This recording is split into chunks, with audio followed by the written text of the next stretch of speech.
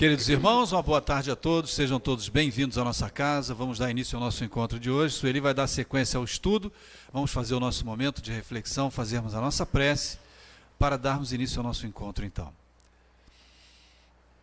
Deus, Pai de infinita misericórdia e bondade, Jesus, querido amigo e mestre, agradecidos mais uma vez da oportunidade, pedimos nesse momento que os irmãos da espiritualidade superior possam aqui estar nos envolvendo, e a nossa irmã, para que possamos aprender ao máximo os ensinamentos que nos serão passados. Agradecemos mais uma vez pela oportunidade, que assim seja, Mestre Jesus, em seu nome, e em nome de Deus Todo-Poderoso. Que assim seja. Sueli.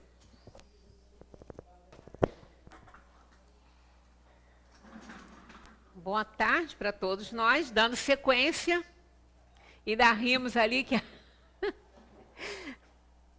a Márcia falou, qual é o assunto de hoje? Eu falei assim, ainda estamos no sofrimento dos espíritos, mas hoje acaba o sofrimento dos espíritos. Ela falou, então tá muito bom, né? Inferiores, né? Sofrimento dos espíritos. Quem dera, né?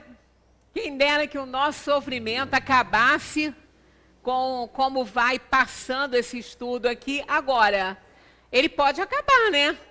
Não digo acabar, mas ele pode minimizar bem, porque nós estamos tendo contato com o que fazer, né? Para a gente dar mais certo, para a gente diminuir aí as nossas possibilidades de sofrimento. Essa questão aqui, nós ficamos de comentar hoje, eu até comentei que era a dúvida de um amigo meu, que eu não queria nem saber de espiritismo, que ele falou, não, eu não posso me conformar que a minha mãe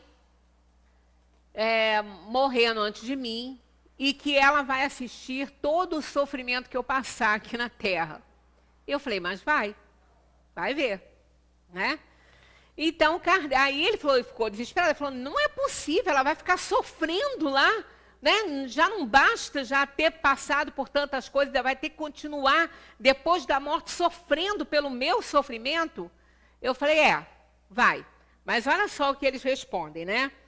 Concebe-se isso, quer dizer, aquela questão passada, vamos voltar rapidinho aqui àquela questão.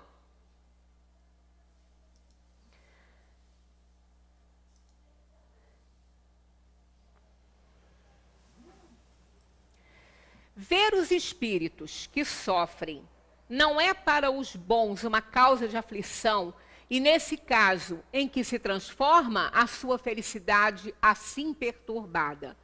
Essa foi a questão em que eles dizem, isso não é uma aflição, pois eles sabem que o mal terá um fim, e ajudam os outros no seu aperfeiçoamento, estendendo-lhes a mão.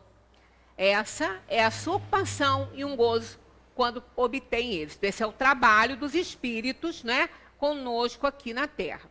Aí eles falam, essa aí, Kardec então desdobrou essa questão assim, concebe-se isso de parte dos espíritos estranhos ou indiferentes. Mas a visão das dores e dos sofrimentos dos que lhe foram caros na Terra não lhes perturba a felicidade? Aí eles respondem, se eles não vissem esses sofrimentos, seriam estranhos após a morte. Eles nos veem, mas consideram as vossas aflições de outro ponto de vista, pois sabem que os vossos sofrimentos são úteis para o vosso adiantamento, desde que os suporteis com resignação. Eles se afligem mais com a falta de coragem que vos atrasa do que com os sofrimentos que sabem ser passageiros. A gente não pode esquecer que a visão do espírito na espiritualidade, na dimensão dos espíritos, é completamente diferente da nossa. Nós estamos sob a influência da matéria, influência desse mundo todo, né? Influência daquilo que vemos e daquilo que desejamos e ainda a gente não está alcançando. Então, tudo nos incomoda muito aqui. E a gente vê a nossa situação e vê muitas vezes a situação de outra pessoa e fala assim, poxa, será que eu sou tão pior que fulano? A gente às vezes ouve esse comentário. Será que eu sou tão mais inferior, tão pior que fulano, que mereço passar por coisas que eu não vejo fulano, beltrano, outras pessoas assim passarem. Então a gente tem esse hábito de ficar fazendo comparações, né? A gente não sabe o que o outro passa, porque coração dos outros é terra que ninguém pisa. Pensamento a gente não entra, não é? Então a gente não sabe o que o outro passa. Às vezes ele passa coisas muito piores do que nós, mas ele não dá a conhecer, né? Tem até um ditado que diz que o coração é nosso, mas o rosto é dos outros, né? Porque, na verdade, a gente não se vê, né? Nós só vemos o nosso rosto e as nossas expressões quando nós estamos diante de um espelho. Mas ninguém vive com espelho assim, né? Então, a gente não tem ideia do que a gente passa através do rosto para as outras pessoas. E olha que a gente tem assim, numerosos músculos na face que denotam cada sentimento, cada sensação que a gente tem, né? Eles estão sempre com várias situações ali. A gente toma vários semblantes durante o nosso dia todo. Semblante de tristeza, alegria, felicidade, horror, seja lá o que a gente estiver vendo, né? Ou o que estiver pensando. É tão interessante. Às vezes eu estou esperando alguém, assim, dentro do carro, parado na rua, esperando uma pessoa, alguma coisa, assim, e começo a observar as pessoas que vão passando, algumas mais que param, assim. Olha, é tão interessante como muda rapidamente o semblante das pessoas. Tem hora que você olha, aquela mesma pessoa, ela está bem, de repente ela está fazendo uma outra carinha, né? Então é curioso isso, né? E ou ela está surpresa com o que está vendo, ou com o que ela está pensando, né? Quando às vezes a gente ri sozinha, a gente fala assim, gente, vão falar que eu estou doida. É que a gente está pensando em alguma coisa que nos fez rir. Eu não posso muito fazer isso não, porque eu começo e não paro, é um horror. Teve uma vez que Zé teve que pegar a minha palestra, que eu não aguentava. Porque na hora da palestra, eu lembrei de uma coisa que ele mesmo me falou, eu danei a rir sem parar, né? Aí ele teve que pegar, porque até eu melhorar e conseguir parar de pensar naquilo que eu estava pensando e comecei... E fiquei rindo o tempo todo. Então é interessante que às vezes as pessoas... Aí alguém fala assim, ih, fulano, olha, eu acho que fulano não está bem, não. Eu passei por fulano estava rindo sozinho. Eu falei, como é que você sabe que ele estava rindo sozinho? Você sabe que ele não tinha motivo para rir? Eu fico pensando em mim, porque às vezes eu estou rindo sozinha. Né? Às vezes, assim, tudo quieto, madrugada, na minha casa, assim, de repente eu começo a rir. Aí eu penso assim, gente, se alguém estiver ouvindo, vai pensar que eu estou louca, né? Porque aquela doida lá fica rindo de madrugada, né? Tudo quieto. Aí, teve um dia que eu assustei meu marido, que ele levantou e falou, o que foi? Eu falei, não, eu lembrei de uma coisa que comecei a rir, que ele dorme cedo, eu não, né?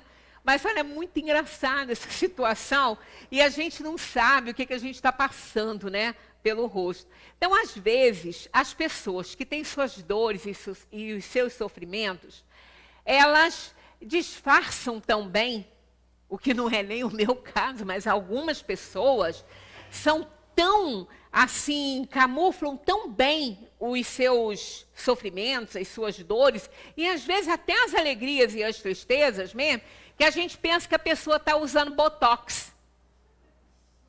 Né? Porque hoje em dia está assim, não está? As pessoas estão um pouco sem expressão, porque para tirar ruga, estão injetando botox, que paralisa o músculozinho, assim, para não dar ruga. Aí elas ficam todo mundo assim, sem muita expressão no rosto, né? Tem pessoas que não demonstram. São pessoas que acham que isso é fraqueza, né? Demonstrar uma dor, um sofrimento. Não sabem o que estão perdendo, né? Em dividir uma dor. Porque quando a gente divide alguma coisa, fica mais leve. Não quer dizer que a gente não vai ter aquela dor, não vai sofrer, né? Porque o outro não pode sofrer por nós.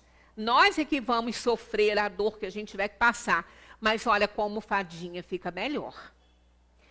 E às vezes, um ombrinho amigo, um abraço de um amigo, né, uma energia boa, aquele amigo que chega para você e fala, fulano, conta comigo, eu posso te ajudar a pelo menos passar o tempo, conversar, né? Isso aí é de grande ajuda. A gente não precisa sofrer sozinho, né? A gente não precisa achar que a gente está ali, né, tendo que aquele masoquismo de ficar sofrendo. Para quê? Para que eu vou ter uma dor de cabeça e sofrer só porque eu fiz aquela dor acontecer com o que eu não devia ter feito ou comido, ou seja lá o que for? Eu tomo um analgésico e passa, né? Depois eu vou esquecer, vou comer de novo, vai me dar, eu tomo outro. E assim até a gente aprender que aquilo não deve ser ingerido. Né? Então, aquela coisa, quando a gente conta, olha, desabafar um problema, uma dor, é muito bom. A gente fala, parece que a gente vai exteriorizando. E às vezes, de tanto que a gente fala aquilo, eu sei por experiência própria que eu falo pelos cotovelos 2, se eu tivesse mais 2, seria pelos 4. Eu melhoro. Tadinho dos meus amigos, né? Porque eu alugo. Ó, eu alugo, mas eu nem ligo. Sabe por quê? Eu empresto o meu também. Nem alugo, eu empresto, né? Nem alugo. Então, é assim. Amigo é amigo para isso, né? É para ouvir, é para nos chamar a atenção, é para nos dar um carinho, um afeto. É assim. Então, a gente precisa realmente disso, né? Aí a gente fica pensando assim, meu Deus, por que tanta coisa acontece comigo? Né? Por que eu tenho que passar certas coisas? E muito menos aquele afeto que já partiu fica vendo a minha dor e o meu sofrimento. Ora, estamos ligados por afeição, estamos ligados por amor. Se eles não nos vissem, eles também não poderiam demonstrar amor, afeto, sentimento, como continuam. Né? A gente nem deve ficar se referindo a quem já partiu no passado, não. Porque essas pessoas não estão no passado, não. Essas almas estão no nosso presente. São nossos amores e nós continuamos também sendo seus amores. Então, eles só não têm o corpo, mas ainda estão muito ligados a essa encarnação, onde, pela bênção divina, né, puderam ter os seus desejos concretizados, as suas escolhas aceitas, né, em receber no mundo esses hóspedes do plano espiritual como filhos, né, porque a gente precisa resgatar. A maioria dos nossos filhos, né, a grande maioria, são espíritos com quem a gente tem que se reajustar. Dá problema. Aí a gente fala, gente, mas como é que pode? É meu filho, é minha filha, mas não, parece que não tem amor por mim. Tem sim, mas tem também reminiscências do passado. A fazer aí né, a mesclar aí alguma coisa nesse amor, nessa afeição. Mas tem. Não é que não goste, né? Às vezes a gente vê assim, parece que um filho ou uma filha não dá atenção à mãe, não quer saber da mãe. Não é isso. Não é que a pessoa não goste. Ela gosta, mas ela tem também reminiscência. A gente não sabe o que aconteceu ali no passado, né? Mas, em se tratando daquelas almas que estão já na dimensão espiritual, deveriam estar seguindo o seu rumo e estão seguindo. Não é porque eles estão ligados ainda a nós aqui por laços de afeição e tudo, que eles não estejam seguindo a vida deles, o rumo deles. Eles estão. Mas eles estão ligados por amor. E o objetivo das encarnações é esse, né? É fazer o espírito evoluir. E quando se juntam, né, por laços consanguíneos na Terra, é para resgatar um passado de erros, né, de uma série de coisas. Então, é por reajustamento emocional. Isso aí que acontece assim. Então, muitas vezes não são nossos amigos, né? Mas é exatamente por isso que está junto, pela força do sangue, né? Principalmente ligação mãe e filho. Às vezes, o problema é tão sério, né? Tão sério, que essas almas às vezes são rejeitadas pela própria mãe. Né? Haja visto como a gente vê coisa acontecer aí, né? Horrores que a gente vê acontecer muitas vezes, mães com seus filhos, né?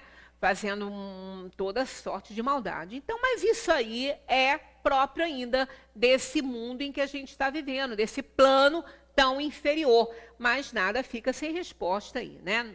De forma nenhuma. Então, está aqui. Se eles não vissem nossos sofrimentos, seriam estranhos após a morte. Eles vos veem, mas consideram as vossas aflições de outro ponto de vista. Claro, eles entendem que a gente precisa passar por aquilo ali.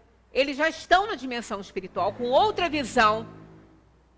Eles não têm mais o corpo físico para camuflar as coisas. Então, eles estão assim abertos.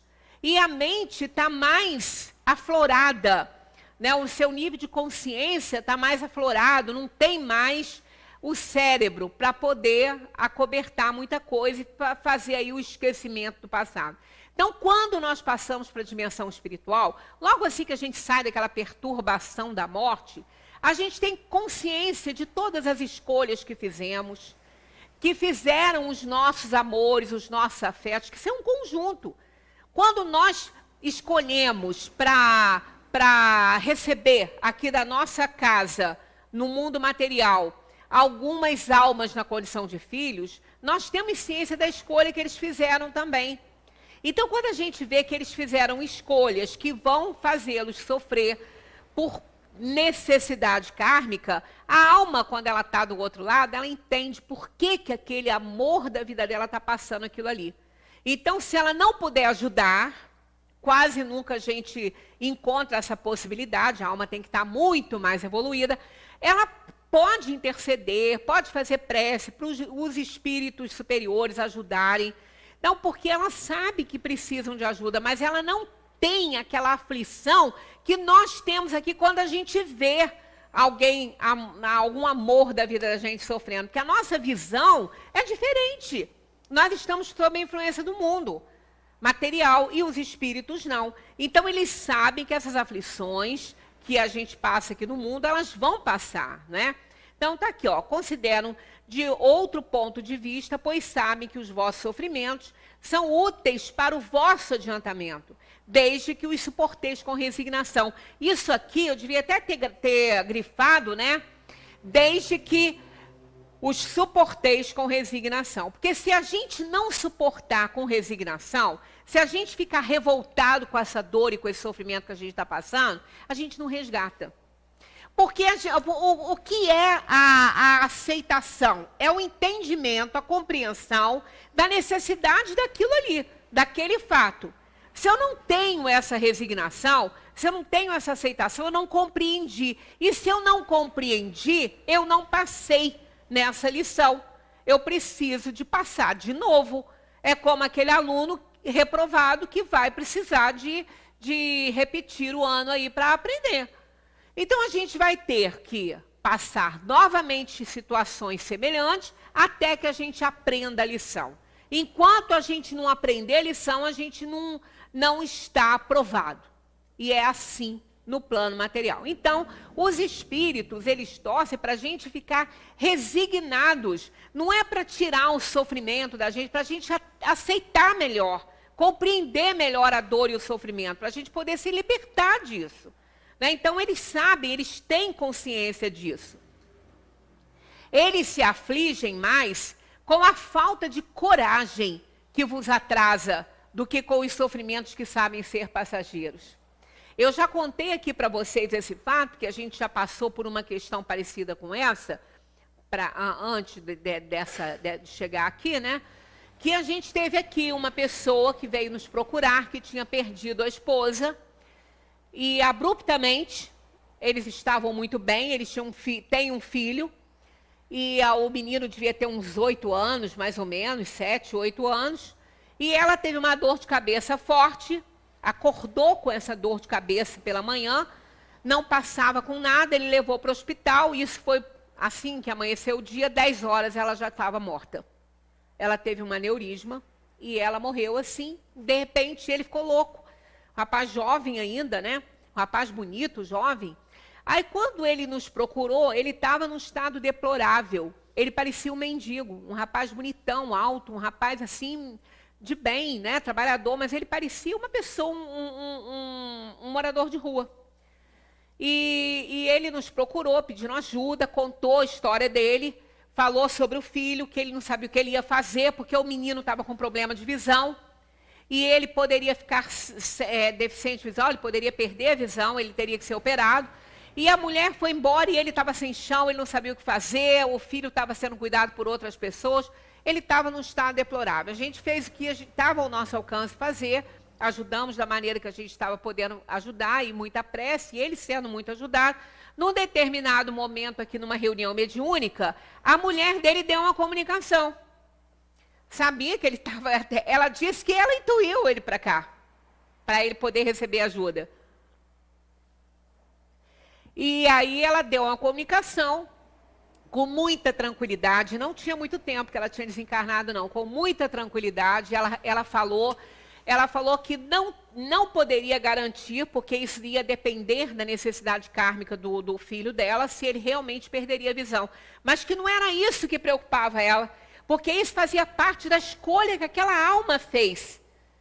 Né? O que estava preocupando ela era a reação do marido, que estava se entregando. Ele precisava de dar assistência, porque isso era uma tarefa que ele tinha que desenvolver junto com o filho, já que ela partiria. Isso fazia parte de todo o contexto kármico deles, e ele não ia, se ele continuasse do jeito que ele estava fazendo, né, o rumo que ele estava tomando, se ele continuasse naquele rumo, ele ia perder as rédeas da situação e ele ia pôr a perder a encarnação dele. E ela, preocupada com isso, não era se o filho ia perder ou não a visão. Então, ela pediu que a gente levasse essa carta para ele, né, que ele recebesse essa carta, porque ele precisava de tomar ciência disso, como ela estava bem, que ela estava olhando por eles. Então, realmente, olha só a calma dessa mãe, né, vendo o sofrimento do filho, que também estava perdendo a visão, um jovenzinho, né, menino ainda, de 8 anos, e depois vendo a situação daquele companheiro dela, que ela amava e que estava no processo kármico deles, essa situação, né? Ele recebeu, né? A gente procurou ele 2 vezes, não achou, depois a gente encontrou, ele ainda continuou vindo aqui algumas vezes. Não temos mais notícias, esperemos que esteja tudo bem, porque ele, inclusive, a última vez que esteve conosco, falou que ele estava... que ele estava se afeiçoando a outra pessoa para ajudá-lo, e ela deixa isso claro na carta, que também ia aparecer uma pessoa na vida dele, que estava no mapa kármico deles, para auxiliá-lo com a criança, né, com o filho. E foi uma coisa bacana, pelo menos a última vez que a gente esteve junto, ele estava bem recuperadinho, acho que não teve recaída, a gente não viu mais. Então, a gente vê que a gente sabe, né, que os nossos afetos, eles não veem com os olhos que a gente vê a dor e o sofrimento.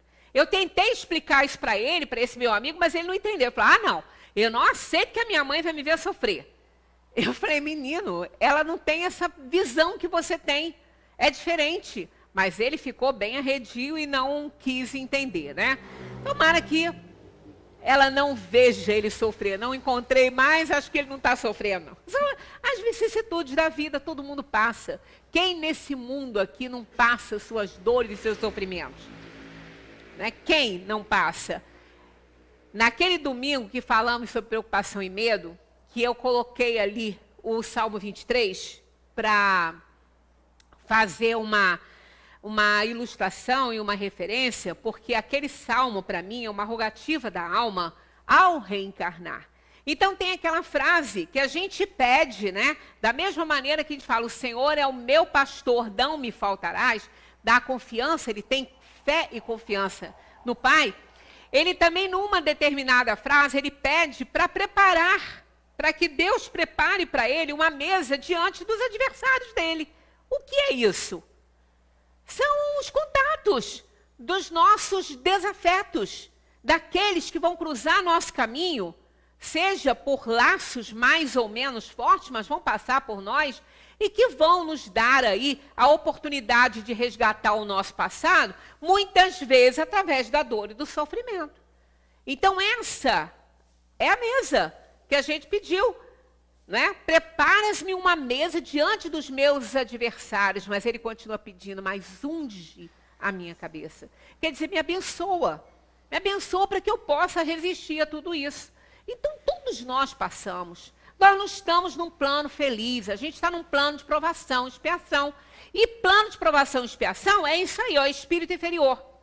Espírito superior não está encarnado aqui para pagar nada. Ele está em missão, em tarefa, mas não para resgatar. Ele poderá estar provando, mas resgatando, expiando, ele não está mais. Ele já passou dessa fase aí. Então, né, nós temos que respeitar isso aí, porque a natureza não dá saltos. Nós não vamos nos tornar bonzinhos de uma hora para outra. A gente custa muito a aprender, muito. E muitas vezes a gente não estabelece essa aprendizagem.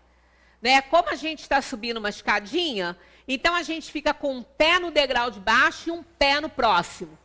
Até que o de baixo, né? Que o pezinho que está de baixo se junte ao pezinho que está no outro em cima, a gente não estabeleceu a mudança. Parece que sim. É igual dieta para emagrecer, né? A pessoa vai, faz, fica toda empolgada, eu tenho que entrar numa, porque senão daqui a pouco eu não passo numa porta dessa aí. Aí a gente vai fazendo, a gente fica empolgado, porque começa a emagrecer, começa a se empolgar. Só que a gente não estabeleceu mudança de hábito. Aí, terminou lá o momento, né, de fazer aquela redução, a gente vai fazer a manutenção, aí a gente começa a pecar, né? A fazer o que não deve, e acaba adquirindo, e fica aquele efeito ioiô, volta tudo. Porque se nós não mudarmos os nossos hábitos, nós vamos obter os resultados que aqueles hábitos nos trazem. Não é? É óbvio isso. Aí a gente volta aos hábitos antigos, vai tudo de novo. Quer dizer, não estabeleceu mudança. Então, com a evolução também é assim.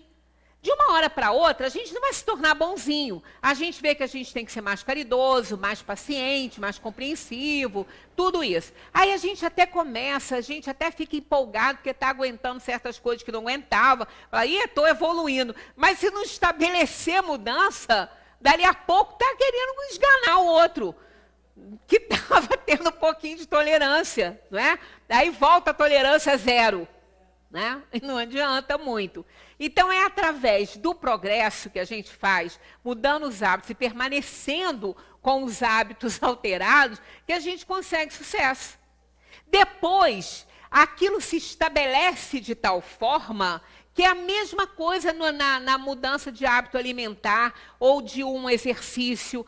Por exemplo, as pessoas que precisam fazer um exercício físico, é tão difícil começar, a gente não quer, dá trabalho, eu não quero isso, não quero aquilo. Pois é, mas quando começa, porque tem que começar, senão vai morrer, não, o médico fala assim, ó, ou faz isso aí ou morre, a pessoa então resolve começar, pelo menos, né?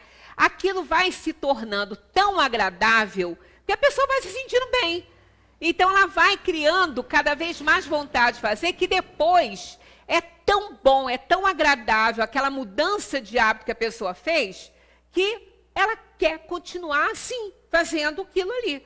Porque a gente sabe que o exercício físico, ele estimula a produção de determinados hormônios, hormônios do prazer e da felicidade. Então, isso ocorre dessa forma e a pessoa continua querendo fazer. Aí as pessoas falam, fulano está viciado nisso. Ele está viciado no prazer, na felicidade, está bem, porque fica. Então, o início é sempre difícil. Né? A gente ficar tolerando certas coisas é complicado, porque a gente quer esganar o outro. Mas quando a gente vê como é bom a gente insistir nessa tolerância, nessa compreensão, porque a gente não se estressa. Né? A gente fica insistindo naquilo ali, a gente vai ficando mais calmo. E aí a gente está, né, melhorando. E toda melhora é bem-vinda. E a gente quer que permaneça. Os espíritos não podendo ocultar-se reciprocamente os pensamentos e todos os atos da vida sendo conhecidos. Olha só, coisa séria, hein? Imagina a nossa vida aqui na Terra. Se a gente não conseguisse ocultar todos os nossos pensamentos e todos os nossos atos das pessoas. né? Seria uma guerra total, né? Segue-se que o culpado está sempre na presença da vítima. Olha, já que a gente não pode ocultar nada, né? Lá no mundo espiritual, na dimensão dos espíritos, então segue-se que o culpado está sempre na presença da vítima. Eles respondem, isso não pode ser de outra maneira, diz o bom senso. Mas vamos entender bem isso aí. Não quer dizer que aquele a quem nós exploramos, a quem nós prejudicamos, terá que estar junto a nós para nos fazer sofrer, não. Ficar apontando o dedo para mim assim, viu, olha o que você fez comigo, agora você está pagando, olha o que você fez comigo. Não é isso. Porque aquele que foi explorado por nós, que foi prejudicado por nós, ele já pode ter evoluído e ser até grato a nós pelo que nós fizemos, que veio a auxiliá-lo na sua redenção. Porque os espíritos fazem isso, falam isso para a gente, que nós temos que ser extremamente gratos aos nossos inimigos, aqueles que nos fazem sofrer. Porque eles estão nos dando a oportunidade do resgate de dívida. A gente não está com essa bola ainda não, né? Bom, não sei, né? Vocês. Mas eu ainda não estou com essa bola toda, não. Eu fico bem chateada, né? Aí, quer dizer, ainda não aprendi a ser grata a isso, não. Eu agradeço a oportunidade. Mas tem hora que eu falo, mas poxa vida, fulano precisa ter... É isso. Somos espíritos inferiores, pelo menos eu. Então, a gente fica pensando assim, lá, na dimensão espiritual, não são eles que vão estar ali do lado da gente, é a consciência. É a consciência desfolhada, descascada. Então, a gente é o nosso eu nos colocando, por quê? Nós temos matéria mental, o pensamento é matéria. Até eu tenho que preparar uma palestra para domingo, eu nem sei se eu trago esse assunto, que eu acho muito bom, sobre o pensamento. Né? Porque falamos sobre preocupação e medo, no último domingo estivemos juntos, e eu acho que o pensamento, além de dar uma continuidade, né, a essa palestra, é importante que o ato de pensar, né? O ato de pensar teríamos que obedecer no ato de pensar um daqueles acordos que eu coloquei naquele dia para nós, da filosofia Toltec. Porque os Toltecs, eles falavam o quê? Que nós temos que fazer acordos. O primeiro acordo, vocês devem estar lembrados, ser impecável com as palavras. E ser impecável com as palavras é ser impecável com o pensamento. Porque o pensamento é a palavra pensada. Então, a gente precisa ser impecável com as palavras. Acho um bom assunto, ainda não decidi, mas provavelmente nós vamos abordar isso aí. Então, o nosso pensamento é que nos cobra. É a nossa consciência que nos cobra. Não é o outro que foi explorado por nós, aquela alma. Se ela compreendeu tudo, ela já está longe, ela está afastada disso, já nos perdoou. Mas a gente não, a gente tem que resgatar. Ah, mas vai ter que ser com aquela alma? Não necessariamente. Não necessariamente.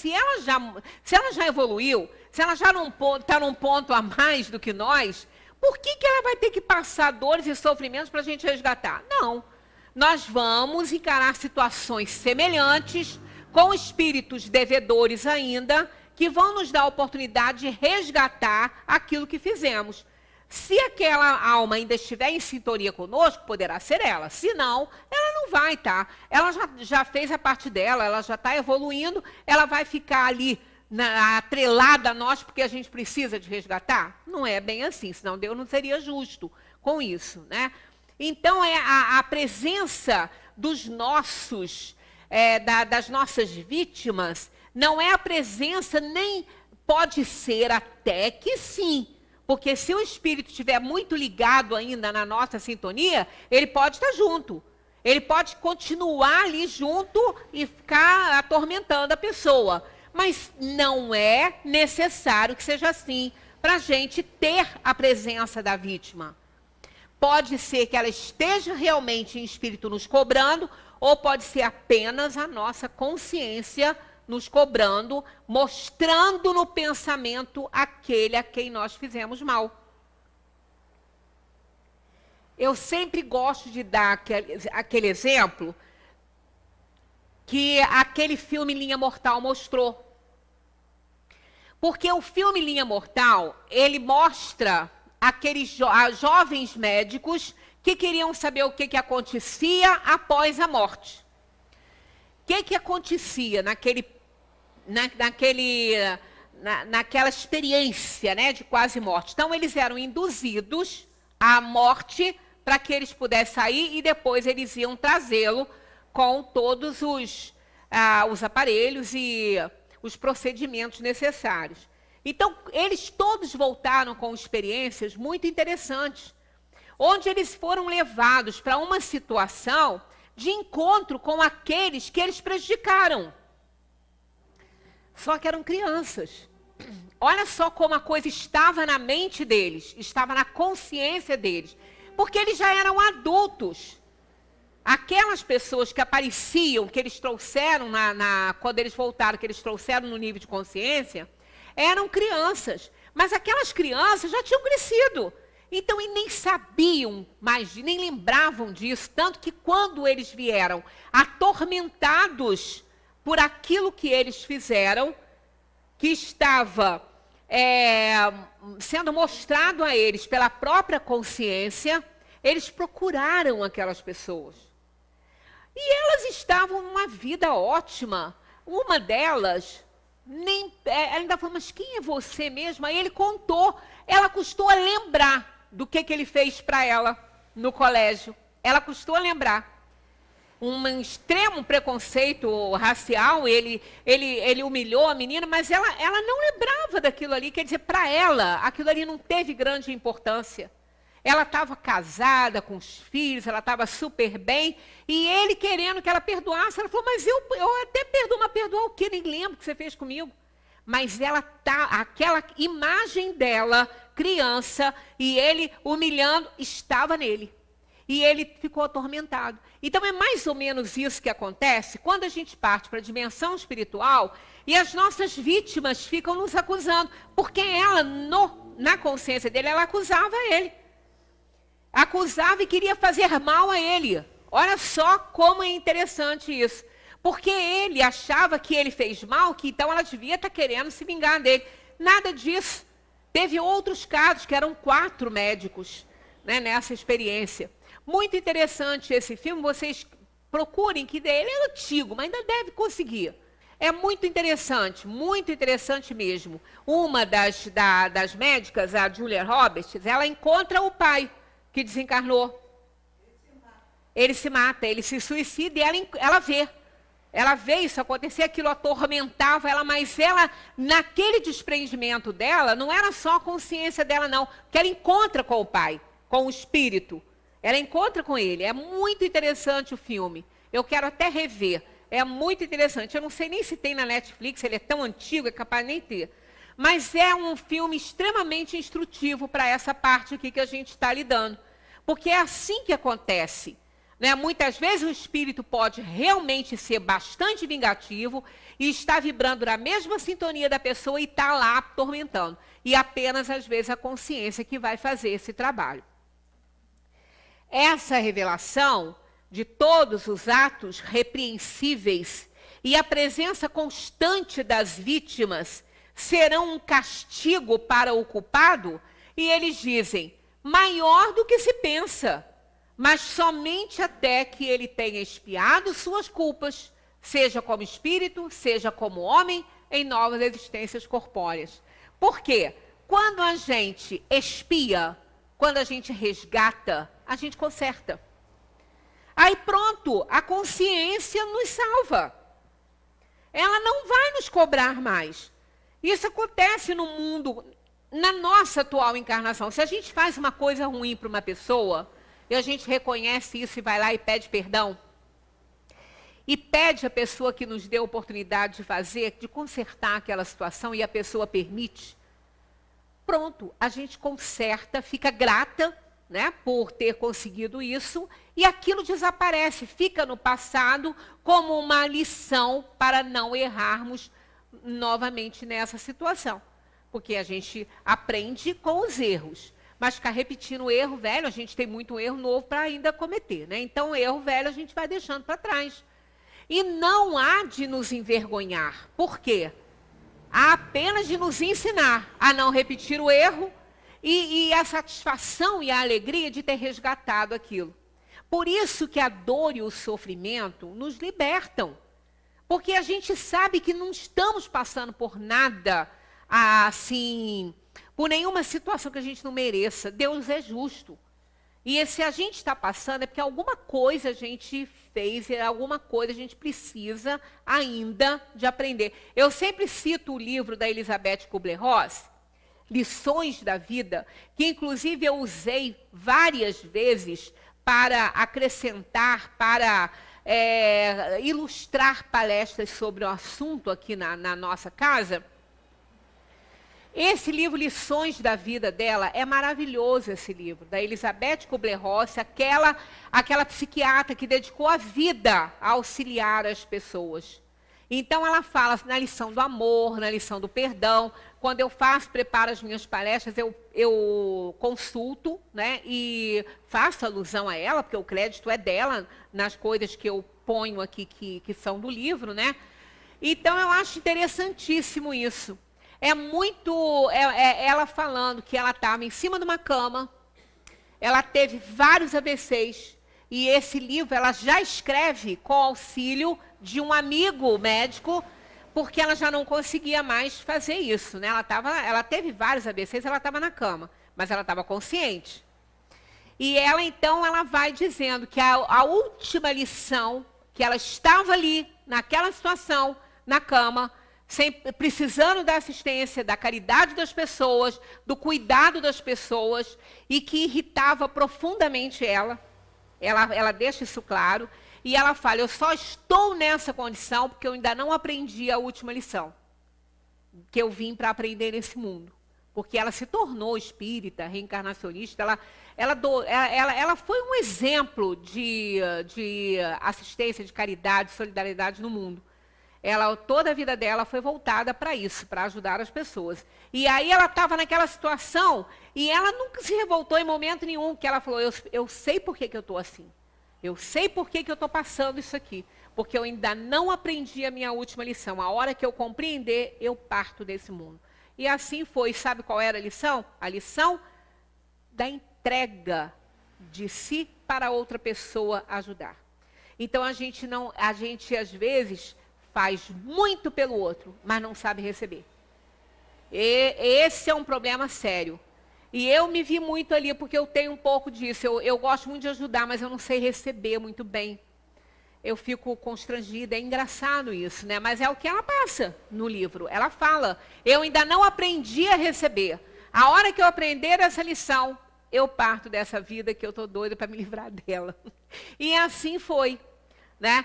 Quer dizer, a gente sabe que enquanto a gente precisar, a gente vai estar aqui, né? Aprendendo a sobreviver com as nossas inferioridades. Mas é mais do que a gente pensa, né? Mas somente até que tenha expiado suas culpas, nós vamos estar ali incomodados e atormentados pelas nossas inferioridades. Comentário de Kardec. Quando estivermos no mundo dos espíritos, todo o nosso passado estando descoberto, o bem e o mal que tivermos feito serão igualmente conhecidos. Né? O bem e o mal. Não tem, olha, nada na vida fica sem resposta. Tudo está circulando em torno de nós. O pensamento é o responsável por isso. Nós pensamos, pintamos quadros. Essas imagens todas que a gente pinta, elas gravitam em torno de nós, no nosso campo de energia, enquanto nós a sustentamos. Quando a gente deixa de sustentar um pensamento, ele desaparece. aquele quadro fica branco, ele perde todo o desenho, que a gente parou de sustentar aquilo. Enquanto a gente sustenta, ele está lá. E esse pensamento é vivo. Essa matéria, ela é animada por nós, pelo nosso próprio pensamento. Ela tem movimento, como se tivesse um espírito, como se fosse um espírito. Já contei para vocês o que aconteceu com o vendedor de livros, né? Vendedor de revistinha de outra religião com aquele espírita. Quando ele foi embora, ele viu aquela figura ortodoxa, né, do demônio na casa dele, com movimento. Ele achou que era um demônio que estava ali, mas depois ele lembrou que ele era espírita, ele conhecia isso, que era uma forma de pensamento daquele que havia estado ali, querendo salvar sua alma, porque ele era espírita, achando que ele estava com o demônio. E começou a sustentar um pensamento assim, e então esse pensamento tomou forma e ele viu. Então os nossos pensamentos são vistos, porque eles têm forma, eles têm movimento. Né? Quando nós pensamos, nós emitimos matéria mental. Essa matéria mental, ela tem a forma que nós dermos a ela. Um pensamento de raiva e de ódio endereçado a alguém, ele tem a mesma forma do pensamento de amor. É igual, só no fluido que não. Ele sai, segundo os que conseguiram fazer esse estudo, Annie Besant, tem vários, né? O Ernesto Bozano costuma falar muito sobre a questão do pensamento. Ele sai em forma de projétil, de uma arma, uma bala de revólver. Ele sai nessa forma. Só que a energia que ele carrega pode ser de amor ou de ódio. Se for de amor, aquela matéria mental estiver carregada de amor, aquelas balas vão nos alcançar, se nós estivermos receptivos a ela, e vão nos fazer muito bem se o pensamento for de amor. Se for de ódio, vão nos fazer mal, se a gente também estiver na mesma sintonia. Então, o pensamento, ele é a matéria que a gente lança. Né? E nós pintamos quadros, por isso que os espíritos podem ver o que pensamos. Porque eles estão olhando, eles estão vendo a matéria mental gravitando em torno da gente. É por isso que a gente tem que, inclusive, ter cuidado com a quantidade de pensamento. Porque a gente pensa todo o tempo. Né? O pensamento é atributo da alma. Jamais a gente está sem pensar. Quando a gente pensa que não está pensando, a gente pensa que não está pensando. E tá, né? Então, a gente tem que dar utilidade para esses pensamentos. A gente tem que ter pensamentos úteis para não acumular lixo, né? Senão a gente acumula lixo na cabeça. A gente fica pensando que o outro tem assim, que o outro tem isso, que o outro tem... Que isso vai nos ajudar em quê? A gente se preocupar com a vida do outro vai ajudar em quê? A gente se preocupar, como a gente falou naquele domingo, com coisas que a gente não pode controlar, vai nos ajudar em quê? Isso só está enchendo a caixa. Só está enchendo a caixa. Para quê? Não serve para nada. Né? Só para acumular lixo. É igual lata de lixo. Né? Tem até um livro muito interessante que eu ganhei do marido de Silvinha. O monge que vendeu sua Ferrari, ele se tornou monge depois de... Era um advogado antes, então ele conta uma historinha, que eu não vou contar toda aqui, até porque eu não estou lembrando dela toda, mas ele começa falando num cenário em que ali estão presentes tudo que a gente precisa para a gente ser feliz. E começa essa história com um monge entrando num grande jardim. Um jardim lindo, um jardim circular. Lindo, muito bem cuidado, muito bonito. E ele se senta no meio desse jardim e tem um farol enorme nesse jardim. Farol enorme, muito alto. E aí desce um lutador de sumô e tem outras simbologias. Mas o mais importante, que é o que serve aqui para a gente agora, é que depois ele começa a falar das simbologias, ele diz que o jardim é a mente. É a nossa mente. Aí ele faz essa comparação. Quando nós temos um jardim, aí eu lembrei das minhas... Eu não tenho jardinho, eu moro até no sobrado. Mas eu fiz uns mini jardins assim, com suculentas, que eu estou apaixonada por elas. Elas são lindíssimas, né? E elas são sensíveis. Tem uma que é chamada de rosa de pedra, mas que de pedra ela não tem nada, que ela é extremamente sensível. Se a gente não tiver cuidado ao tocar, ela perde pétalas. Então, elas são lindíssimas. Aí, ele falou assim, o que a gente faz com o nosso jardim? A gente cuida dele. A gente vê se não tem uma praguinha, se não tem um pulgãozinho, se não tem uma cochonilhazinha lá para perturbar a planta e ela morrer, a gente fica ali. Aí a gente vai, coloca um inseticidazinho, bota um fertilizantezinho, para ele estar sempre lindo, né? Ele fala, pois é, a mente é um jardim. Ela tem que ser cuidada dessa forma. Não pode ter praguinha, não pode ter piolinho, ela não pode ter nada. Né? Então nós temos que fertilizá-la com bons pensamentos, que ninguém vai botar veneno para fertilizar a planta.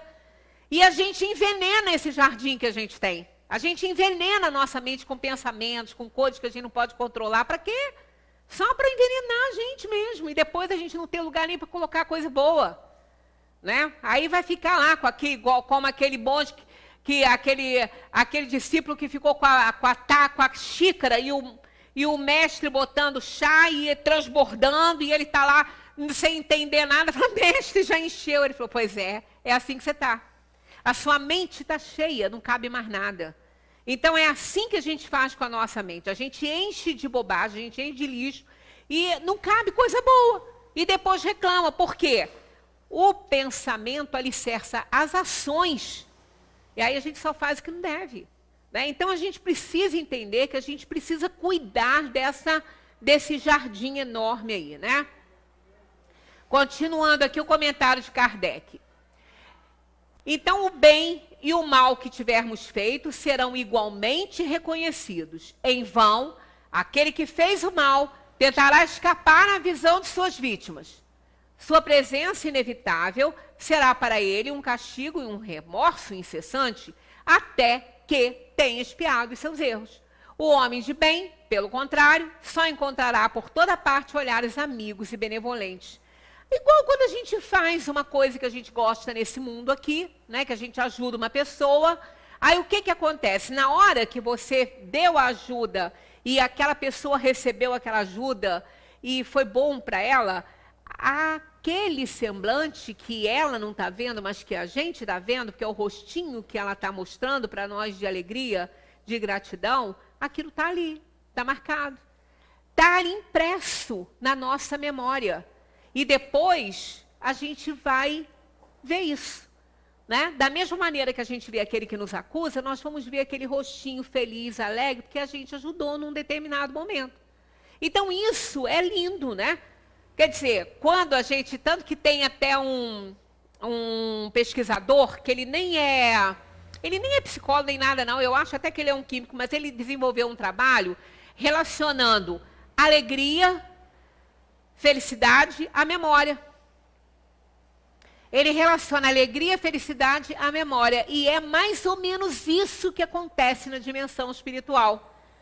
Hoje, nós temos pouca memória para recordar, ou pelo menos pouco material para nos ajudar a recordar. Os celulares estão tirando fotos, e é uma maravilha, porque se a gente não gostou do jeitinho que a gente ficou, a gente apaga e põe outra foto no lugar. Aí tem gente que tira umas 30 para aproveitar uma, né? Mas tudo bem. Aí o que acontece? Aquilo ali vai para a nuvem, né? Vai sei lá para onde. Ninguém vê. Quem que vai ver? A foto que está lá na nuvem. Né? A nuvem do céu, né? Está lá naquele arquivo. Então, a gente lembra de quando a gente era criança, né? Ou até agora, né?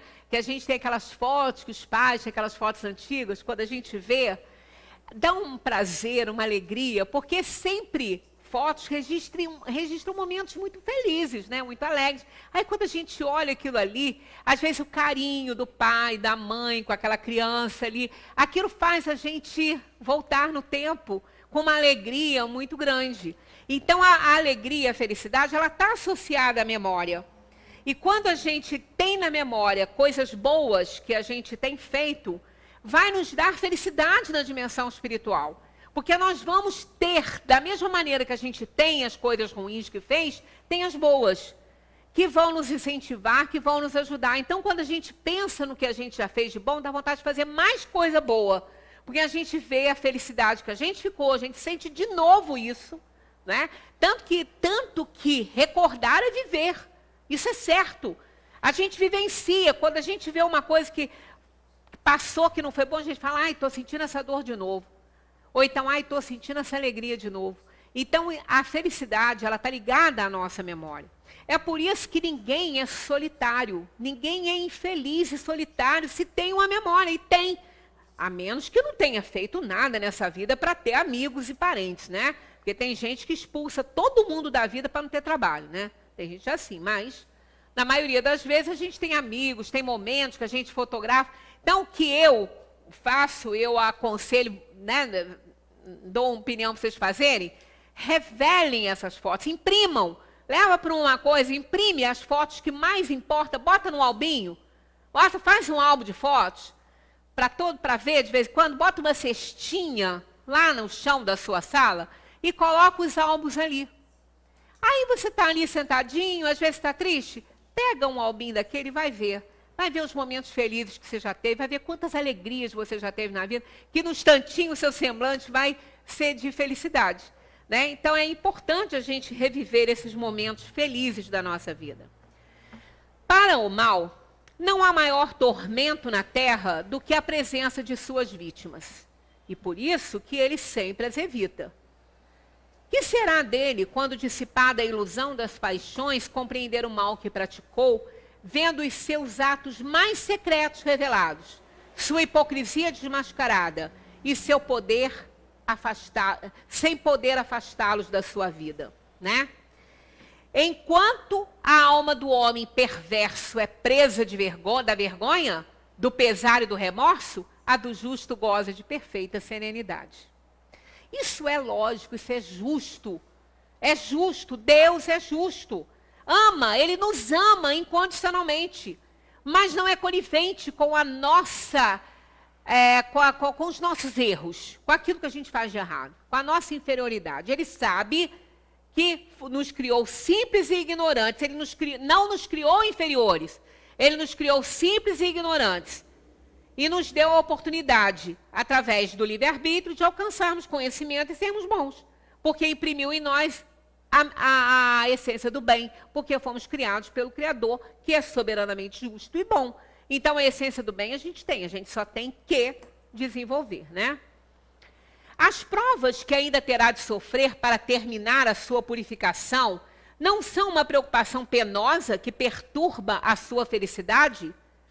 E eles dizem, para a alma, que ainda permanece maculada, sim. E por isso que ela não pode gozar de uma felicidade perfeita, senão quando estiver inteiramente pura. Mas para aquela que já se elevou, o pensamento das provas, porque ainda tem de passar, nada tem de penoso. Olha, ele precisa provar, ele sabe, mas ele já está compreensivo disso. Ele sabe que ele tem que provar e ele está fortalecido pela sua atitude, pelo seu bom pensamento. Não tem que achar nada de penoso, mas aquele que ainda está atrelado à inferioridade, ele tem medo de não dar certo, né? Isso é mais que natural. Comentário de Kardec é isso. A alma que chegou a um certo grau de pureza goza de felicidade. Um sentimento de doce satisfação a envolve. Sente-se feliz com tudo o que vê e que a rodeia. O véu se eleva para ela, descobrindo os mistérios e as maravilhas da criação, e as perfeições divinas se mostram em todo o seu esplendor. Vale ou não vale a pena ser bom? Vale. Vale por todos os lados, por todos os sentidos. Despertar antipatia, despertar raiva das pessoas, isso não não adianta de nada, só nos prejudica. Né? Quando a gente é antipático, tem gente que é antipático por opção, né? A gente fica pensando, o que essa pessoa ganha com isso? O que essa pessoa ganha em tratar os outros mal? Em ser antipático, né? O que ganha com isso? Prejudicar para quê? Está ganhando o quê? Está ganhando a raiva, maus pensamentos, más vibrações, só para prejudicar o outro, né? Então vale a pena ser bom. O laço de simpatia que une os espíritos da mesma ordem é para eles um motivo de felicidade? Olha o que eles dizem, não podia ser diferente, né? Olha só. A união dos espíritos que simpatizam pelo bem é para eles um dos maiores gozos, porque não temem ver essa união perturbada pelo egoísmo. Eles formam no mundo inteiramente espiritual as famílias do mesmo sentimento. É nisso que consiste a felicidade espiritual. Como em teu mundo os homens se agrupam em categorias e gozam de um certo prazer quando se reúnem. A afeição pura e sincera que provam e de que são objeto é um motivo de felicidade, pois lá não há falsos amigos nem hipócritas. Olha que coisa bonita, né? Igual aqui no mundo, quando a gente está aqui, que a gente encontra pessoas que pensam da mesma maneira que a gente pensa. É claro que a gente não pode só conviver com essas pessoas. A gente precisa dos antagonistas, até para fazer que a gente repense nossos valores, né? Mas quando a gente encontra uma pessoa que comunga da mesma ideia e a gente se une para fazer alguma coisa, isso nos dá um prazer enorme. A gente se sente feliz, a gente se sente bem. Claro que não pode ser sempre assim, está mais em plano de provação, expiação, mas é motivo de muita felicidade, né? Como eu já falei pelos cotovelos aqui, por todos que eu nem tenho, né? Já alcançamos a hora, eu pensei, Márcia, que hoje terminaria o sofrimento dos espíritos, mas a gente ainda vai ter algumas questões para a semana que vem sobre o sofrimento dos espíritos inferiores. Semana que vem, então, nós estaremos desenvolvendo esse comentário de Kardec aí, para dar sequência. Que vem aí uma questão muito importante sobre o medo da morte. Será que quem teme a morte e quem não tem medo da morte, aquele que não tem medo leva vantagem sobre aquele que tem? Isso não é novela, mas vai ficar para o capítulo da semana que vem. Muita paz para todos, estudemos a doutrina. A gente está vendo que vale a pena. Muita paz.